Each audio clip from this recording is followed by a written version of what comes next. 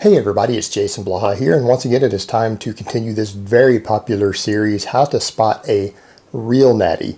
And today I'm going to cover none other than my bro, the host of the YouTube channel Beast Aesthetics, none other than Devon Palombo.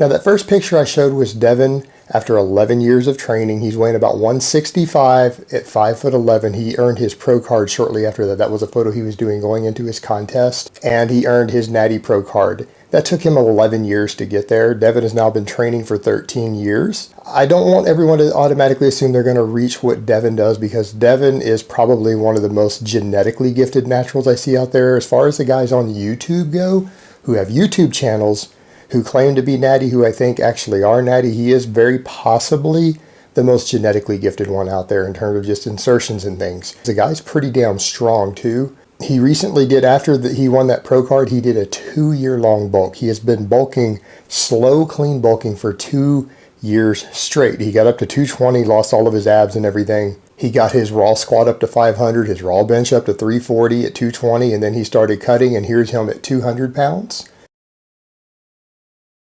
He's got visible abs again there, but he's nowhere near ripped. I know he's down in the high 180s now, cutting again, and still not contest ready. So he might have to drop as low as 175 to be completely contest ready. So again, we're talking about a guy with a fat-free mass index well under 25. And if you look at that photo of him when he was getting ready for that show, you'll notice he's very lean, but he doesn't look shrink wrapped. He doesn't have that shrink wrap sucked in look, and he looks a little flat. He doesn't have big, thick, full muscles with deep striations looking like the skin is shrink wrapped to his muscles while they're full. He looks a little flat. He doesn't look just peeled and striated. He looks very lean. He looks very good. And his nice round muscles that you notice in the first picture have nothing to do necessarily with drugs. That is just genetics. That when we say someone has good genetics for muscle bellies and things, we're talking about guys like that who just have those round muscles even when they're flat. But his fat-free mass index is within the obtainable range. But his structure, the guy has a very tiny waist, very wide shoulders genetically. He has long, full muscle insertions and muscle bellies, and that's what we talk about with superior genetics for bodybuilding or aesthetics, and he has that. So he is definitely above average in terms of genetics, but what he has in terms of size is obtainable, and that's the difference. When we talk about guys can get bigger or whatever based on their genetics, it doesn't mean that they can gain 20 pounds more muscle than the average person on their frame. It's that they can look like they have 15 or 20 pounds more muscle than their frame actually holds. And that's because of the way that they look a certain way. And that's what you're talking about with genetics for bodybuilding. And the thing is, though, he did a nice, slow, clean bulk. And now that he bulked for 2 years straight, he is going to be at a body weight that's relatively close to where he turned pro at. He's not going to be dramatically bigger. It's not like the guy's going to have gained 15 pounds of muscle mass in that time.